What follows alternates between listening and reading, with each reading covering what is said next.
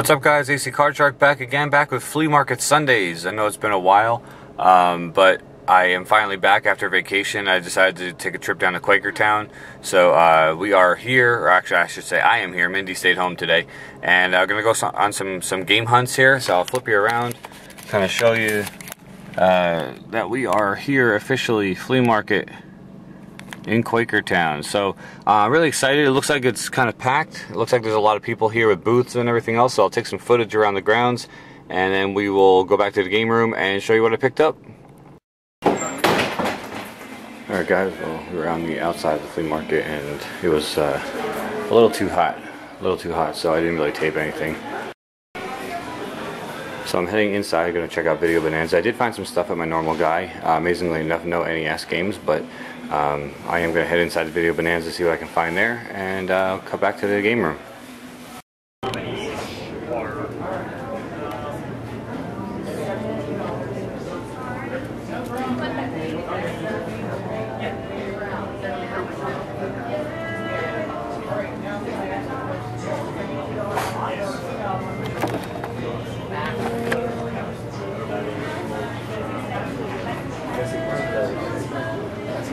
You got it.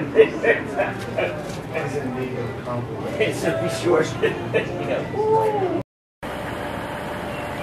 Alright guys, I was heading back from Quakertown, and I know that I've taken video from this standpoint before, but it was really hazy and foggy that day. This is the lookout point over Bethlehem, Pennsylvania. Just a really awesome view. It's according to the sign over here, it's 625 feet in elevation, which is not that high, but you know, it's still nice to overlook the city or overlook the valley. I'm trying to get some better shots for you than I had in that one day. I didn't take a lot of video at the flea market because the heat actually started making me feel a little bit sick. So I had to stop and get something to eat and drink and stuff like that. And so I didn't really take a lot of video. So I figured I'd throw this in here just to show you a little bit better view above the valley. Which I thought, you know, I always like coming up here. It's pretty cool. So anyway guys, I'm going to cut now. I'll get back into the game room, and definitely got some good pickups, so I'll show you what I got. Alright guys, back in the game room. Like I said, I apologize for not taking more footage around the flea market. I hadn't eaten breakfast, and for some reason I decided to wear jeans and like my 3/4 length like Miss Pac-Man shirt here. So I was really hot, and I ended up getting like really dizzy and sick and stuff like that. So I went inside and ate something and got something to drink, and I just wasn't in the mood to like really film. So but you guys have seen Quakertown before. You're not really missing much. You know what it's all about. So and then as you saw the view over Bethlehem, I thought that was really cool. So anyway, so back in the game room guys, and I do have a really decent pickup, and I did really well price wise. I'm pretty stoked. So I went to my normal guy. As you guys know, I have one guy at Quakertown who always has games for me. And surprisingly enough, I didn't buy a single NES title from him. I went through his bin of games, and they actually went up in price. They're $4 a piece instead of what used to be $2 a year ago, and went up to $3, and now it's up to $4. So apparently, I guess he's not making enough money off of these. But I went through the whole bin and saw one title I didn't have, and that was Dance Aerobics, and I've passed that by a million times because it's so common. I mean, you can find it anywhere. So I'm not really interested in like going out of my way to pick that game up just yet. So I had to pass on all of those because I had them all. And then I looked at, he has like a table he keeps rarer titles on.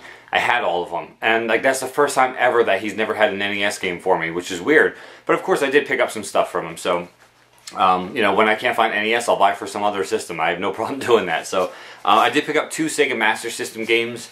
The first one I got is in box, no instructions, but I actually have this game as cartridge only. It's going to be up for sale because I did find one with the box for my collection.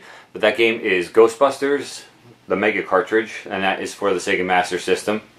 I had this, I'm sorry, I didn't have this game. My friend had this game growing up, and I remember playing this and loving the hell out of this game. And I'm sure it's probably pretty bad. I mean, I was like 6 years old probably at the time, 7 years old. But I just remember, I mean, it was just such an amazing time, and I'm looking forward to busting this game out. The cartridge only I threw in the box of resale stuff, and I never played it. So, but now I've got it complete, or not complete, but in box, and that's really awesome addition for the collection. The other game that I picked up from him at the flea market, and it's complete in box again. This is complete with instructions for the Master System. Never heard of this game before. Like I said, I'm not too schooled in the Master System collection. I just know that it's the same type of games as the NES, and I just want to play them all. And I don't have this, and it looked like fun. So, Vigilante for the Sega Master System. It just looks like a good time. It apparently was an arcade title. It looks kind of like almost like a Double Dragon or a just like a beat 'em up in that respect. So I mean, like I said, it does come complete. The instructions and cartridge are both there. That was, I think, $6. I think he marked it $6. I don't think I paid $6, but so that was the Master System pickups. I did pick up one GameCube game, and I have been looking for this game for a long time. And it mainly is only because of the fact that Pixel Sandwich made a video making fun of this game back in the day, and it looks so terrible that it looks like it would be fun, just to laugh at and make fun of. If you guys were fans of Pixel Sandwich, you'll probably know the video I'm talking about. The game is Charlie's Angels for the Nintendo GameCube. This game is utter crap. It is literally just a steamy pile of crap, and it's so bad that it's good. It's so much fun to make fun of. And I've been looking for this forever, and I finally just came across a copy, and I was like, I don't care, I'm picking it up. Just because he had no Nintendo games, I had some money, I'm going to pick it up because I've wanted it just to sit here and just laugh at. So, as you can see, there's the three girls right there, and it's just, it's a beat 'em up, which looks like fun, but it's pretty crappy. So, I just figured it was a great, like, bad addition to my collection, because as you guys know, I do like the bad games to make fun of them and stuff. So that was the GameCube game. I did pick up 2 PS1 games from him. This was a recommendation of a friend of mine. Never played them before, and I just figured I just picked up the third one of the series out on vacation. So I did pick up Gex for the PS1. He said that Mindy would probably like it a lot. I've never played any of the Gex games, but since I picked up Gex 3 on vacation, I figured why not have Gex 1, so I picked that up. I picked up this game. I've never heard of it before. It just sounds like a good time. The game is called 40 Winks for the PS1. It just looks like a fun game. It's just like, apparently you're in a dreamland. It's kind of like an adventure type game, and you know, just looks like a good time for the PS1. I just figured why not, right? And then the last game I picked up for my normal guy is actually a PSP game, and I know you guys are probably wondering why I keep picking up PSP games, but I don't own a PSP 3000 or 1000 or any 1000. This game, Pixel Sandwich and I were talking about this on the Cynical Pixel show, and he was saying how great this title was for the PSP. And I do plan on getting a PSP as soon as I find one for the right price, because now I have a Vita. I really have no need to go and spend a lot of money on a 3000. When I find a good deal on one, I'll pick it up, and then I'll have games to play right off the bat in my library. So that game is called EA Replay. And EA Replay, if you guys have listened to the podcast, you already know what this is. It's basically a compilation of classic EA games from the old consoles. Some of the games are like Wing Commander, Desert Strike, Jungle Strike, Road Rash 1, 2, and 3, Mutant League Football, and then the one that I really am interested in playing is Haunting starring Poltergeist. I have it complete in box for the Genesis. I just wanted to have a portable version of it, and it is on this compilation, and this does come complete in its case and everything. So so that whole slew of games right there, which I think was a pretty decent haul from him right there, $25 for the whole thing.